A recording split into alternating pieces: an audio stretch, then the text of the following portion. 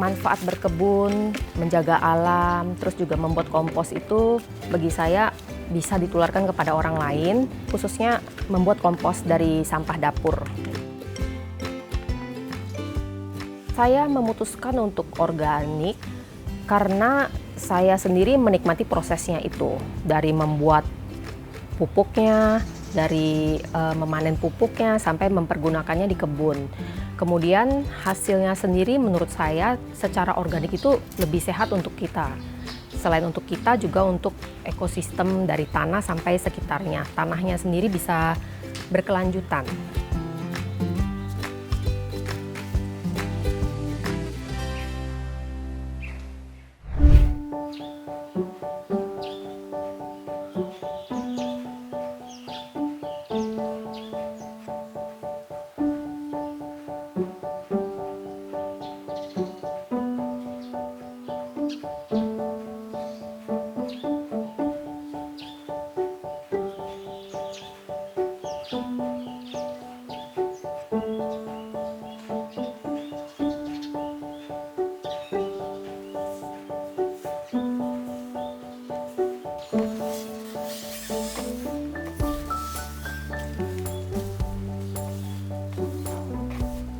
Saya Rika, keseharian saya diisi dengan mengurus rumah dan keluarga, kemudian waktu luangnya saya manfaatkan untuk merawat kebun.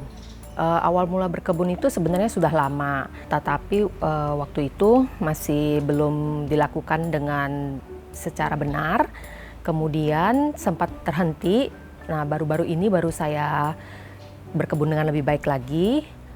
Alasan berkebun itu pertamanya itu dari hobi, kemudian saya ingin menghasilkan pangan dari rumah sendiri yang sehat dan juga untuk mendapatkan tempat healing atau merawat diri dengan koneksi dengan alam.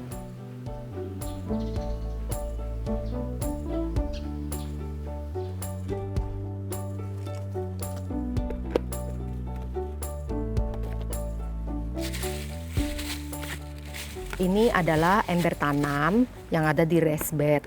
Fungsinya untuk menampung sampah dapur yang kemudian kalau dibiarkan aja nanti bisa menjadi pupuk untuk tanaman. Komposter ember ini bisa menjadi nutrisi untuk tanaman di sekitarnya. Ini akan diisi dengan sampah dapur, macam-macam isinya, ada kulit buah-buahan, pisang, semangka, kulit telur, sayur, dan juga sisa kompos, sisa kopi. Keberadaan komposter ember tanam ini mempunyai fungsi bagi tanaman di sekitarnya karena mereka akan menyerap nutrisi yang ada dari sini sehingga tanpa kita memberi pupuk pun bisa menjadi subur karena mereka mendapatkan makanan dari sekitar komposter ini.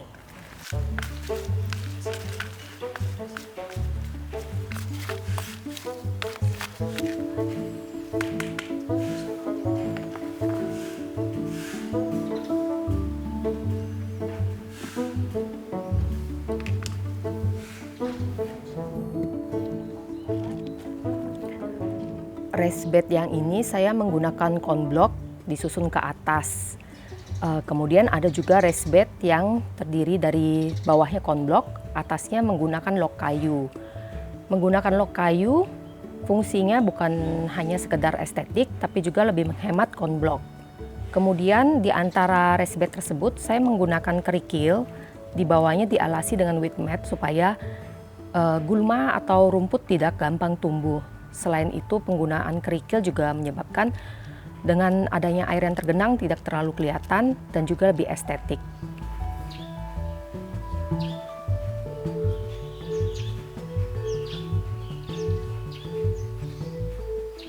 Awal mulanya halaman ini hanya ditanami dengan rumput gajah, dibiarkan begitu saja. Terus juga tanahnya itu tanah merah biasa. Kemudian karena tidak dimanfaatkan, lama-lama tumbuh tanaman liar jadi seperti hutan begitu. Waktu saya mempunyai waktu luang yang lebih banyak, saya berpikir ada baiknya saya manfaatkan lahan yang tidak terpakai ini untuk menjadi kebun. ditanamin tanaman supaya saya ada pekerjaan yang lebih, kemudian juga mengambil manfaatnya dari sana.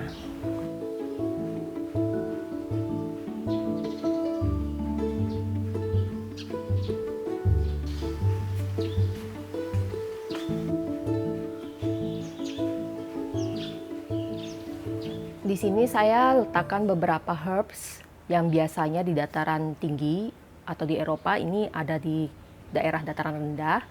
Ada tarragon, ada rosemary, Greek lavender, French lavender, thyme, dan beberapa herbs lainnya. Untuk menanam herbs di dataran rendah, kita bisa memperhatikan beberapa hal. Pertama, untuk media tanam yang digunakan. Media tanam yang digunakan itu haruslah poros, sehingga air yang kita siramkan tidak akan tergenang. Kita banyakkan untuk pasir malangnya atau pasir biasa. Kemudian pupuk yang digunakan pupuk kandang dan ditambahkan dengan sedikit tanah. Jangan menggunakan tanah merah. Untuk pot yang digunakan diusahakan banyak lubang untuk air, walaupun itu tempat bekas bisa kita usahakan dari pinggirannya sampai bawahnya itu dilubangin cukup banyak.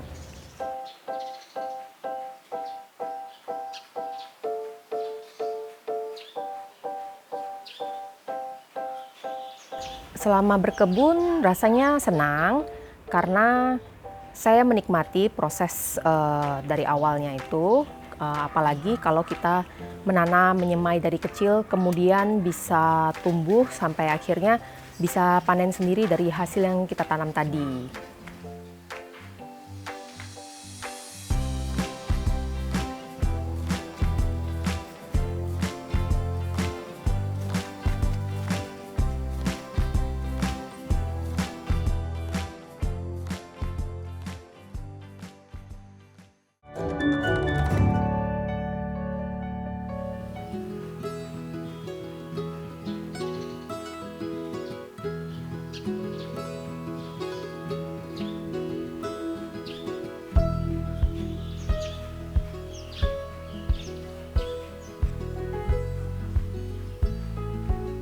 Sekarang kita akan panen beberapa macam sayuran dan juga bumbu-bumbu.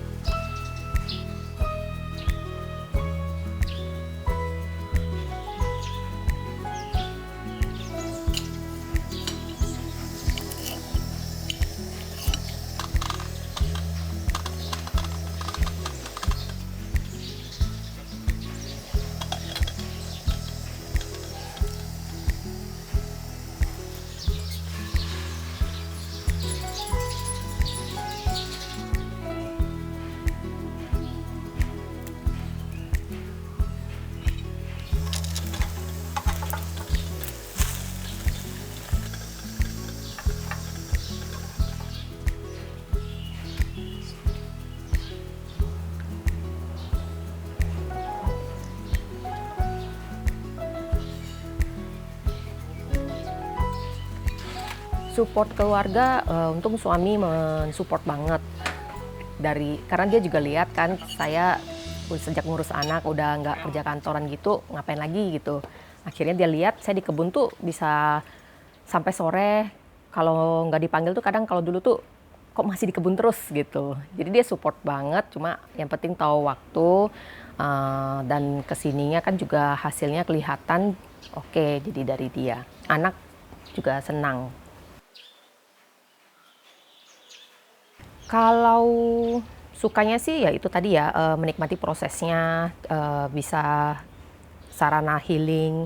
Kalau dukanya, kadang kalau misalnya kita buat kompos nggak selalu berhasil. Ada saatnya misalnya terlalu banyak sampah dapurnya, kita lupa memasukkan materi lainnya nggak terlalu banyak, jadi timbul bau, misalnya kayak gitu.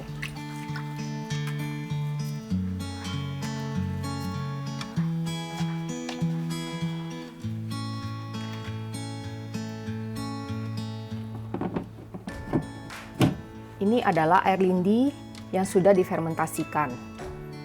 Air lindi ini berasal dari komposter tumpuk yang saya buat dari sisa sampah dapur.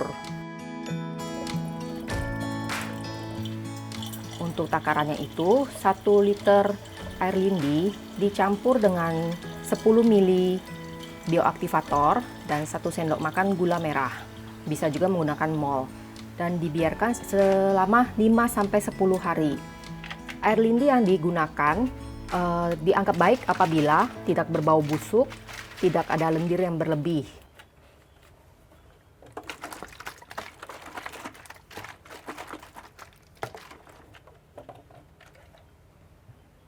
Di kebun saya menggunakan kompos buatan sendiri supaya kebun juga bisa berkelanjutan dan tanahnya sehat, juga untuk lingkungan.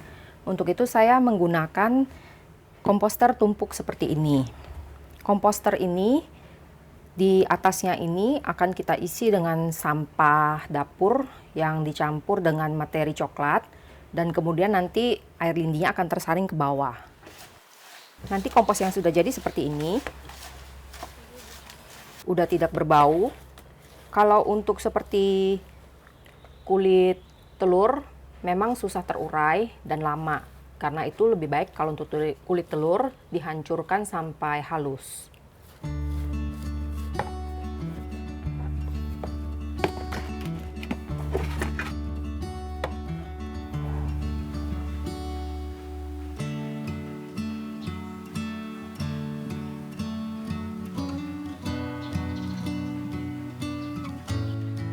Untuk membuat kompos sendiri seperti ini memang membutuhkan waktu yang lama, tidak bisa instan. Hanya saja dibandingkan dengan menggunakan pupuk kimia, pupuk yang kita buat sendiri ini membuat tanah di sekitarnya akan menjadi lebih sehat dan berkelanjutan atau sustainable, jadi akan bertahan lebih lama. Selain itu juga kita bisa menjaga lingkungan, mengurangi sampah yang kita buang keluar. Untuk berkebun saya nggak ada backgroundnya, otodidak. Terus memang dari kecil melihat opa senang, kakek saya senang berkebun. Itu dia berkebunnya di balkon atas rumah. Jadi dengan begitu aja kok bisa tanamannya subur gitu kan. Nah makin ke sini dewasa, ada rumah sendiri, terus ada lahan, yaitu belajar dari sana, belajar dari sekarang kan banyak ya Instagram dan sebagainya, workshop di mana-mana. Ikut beberapa, jadinya sambil jalan sambil belajar juga.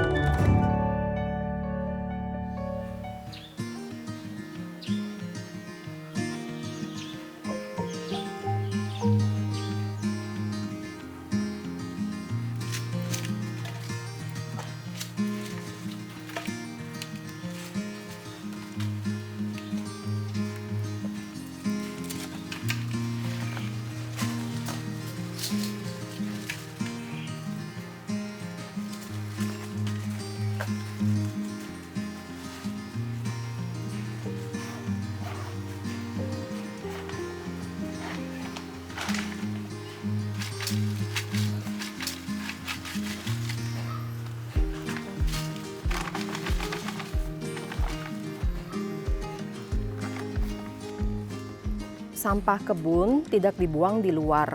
Saya manfaatkan untuk kompos. Semua dimasukkan ke dalam kompos bag supaya dia secara alami terurai dan kemudian nanti hasilnya bisa kita gunakan kembali ke kebun.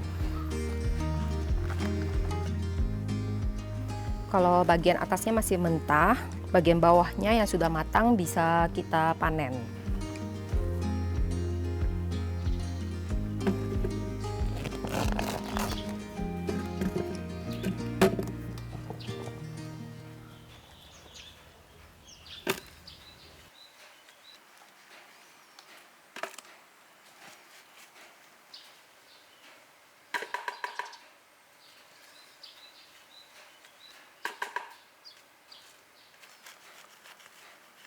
Setelah dipanen biasanya langsung saya sebarkan di dalam bedengan di antara tanaman atau juga bisa dijadikan lapisan untuk media tanam.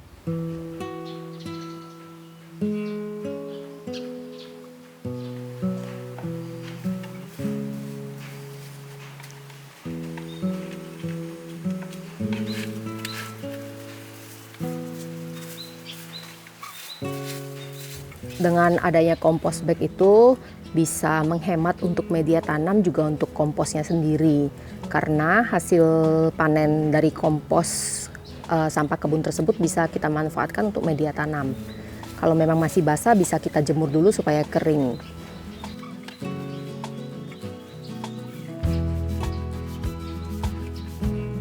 Untuk teman-teman yang beberapa suka bertanya, saya suka silakan kalau mau datang gitu mau belajar, termasuk soal membuat kompos itu mereka beberapa tertarik dan mau lihat secara langsung bagaimana cara pembuatan kompos tersebut. Manfaat berkebun, menjaga alam, terus juga membuat kompos itu bagi saya bisa ditularkan kepada orang lain, khususnya membuat kompos dari sampah dapur.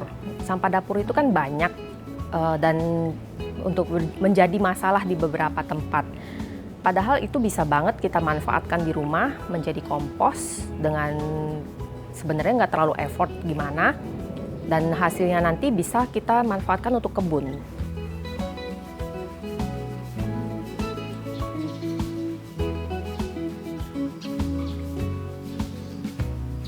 Sekarang saya akan mencampur media tanah yang terdiri dari sekam 1 bagian, ini setengah bagian sekam mentah, setengah bagian sekam bakar.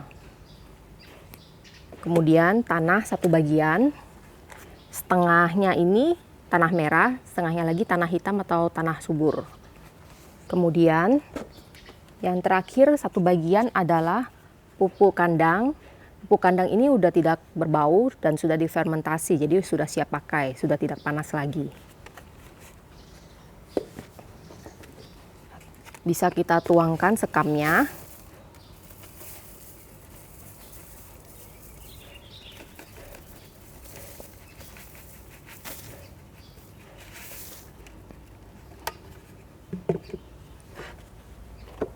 Kemudian tuang tanah.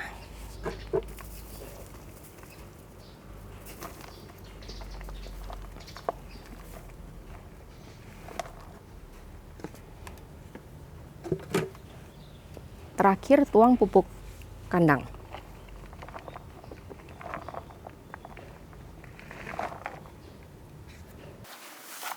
Setelah itu kita campur rata supaya rata semua.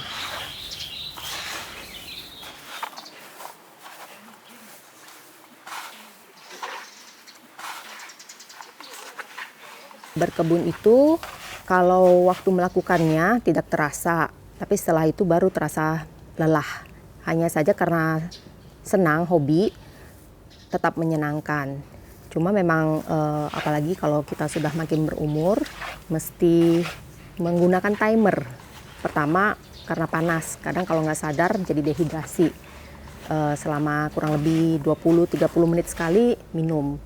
Kemudian untuk biasanya tuh masalah berkebun, apalagi untuk kita yang udah usianya lebih tua gitu, karena sering mengaduk dan mengangkat, rentan cedera. Jadi juga harus sering stretching dan juga pemanasan sebelum berkebun.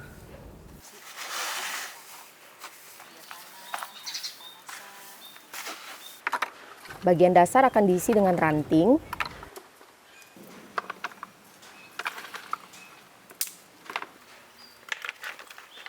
Ini kita isi kurang lebih 1/4 sampai setengah pot.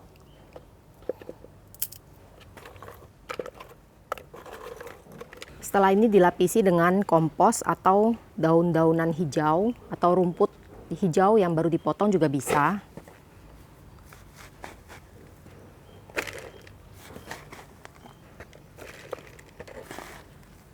Kalau ini saya menggunakan kompos rumahan dari sampah dapur.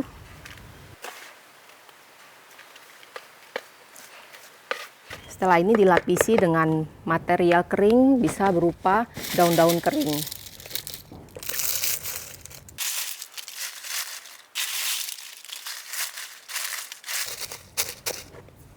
Yang terakhir dimasukkan oleh media mix yang tadi kita campur sendiri.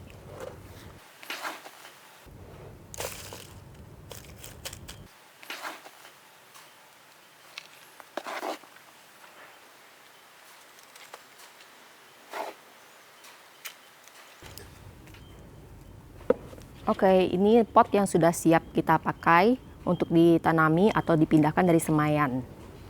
Saya menggunakan prinsip higokultur, di mana di bagian bawahnya itu bisa kita letakkan ranting. Kalau di raised bed bisa kita letakkan kayu-kayu besar, kemudian dilapisi dengan materi hijau seperti kompos atau dedaunan yang masih hijau. Baru kita lapisi dengan dedaunan kering, di atasnya baru dilapisi dengan media tanam yang sudah siap. Dengan begitu, tanaman yang kita tanam akan terpenuhi nutrisinya dalam waktu yang cukup lama. Hanya saja kekurangannya, untuk beberapa saat media tanam ini akan turun karena material di bawahnya itu akan terurai, jadi perlu kita tambahkan dengan media tanam baru.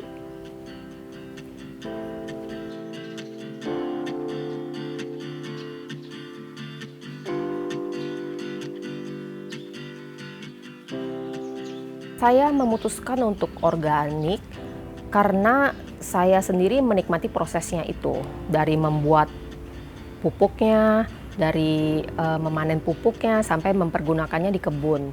Kemudian hasilnya sendiri menurut saya secara organik itu lebih sehat untuk kita. Selain untuk kita, juga untuk ekosistem dari tanah sampai sekitarnya. Tanahnya sendiri bisa berkelanjutan. Arti kebun ini buat saya itu sarana buat healing mental health, supaya saya juga ada kegiatan, terus juga itu bisa berkelanjutan, mungkin nanti kesananya bisa ada kesibukan di situ yang lebih, terus juga bisa untuk quality time bersama keluarga.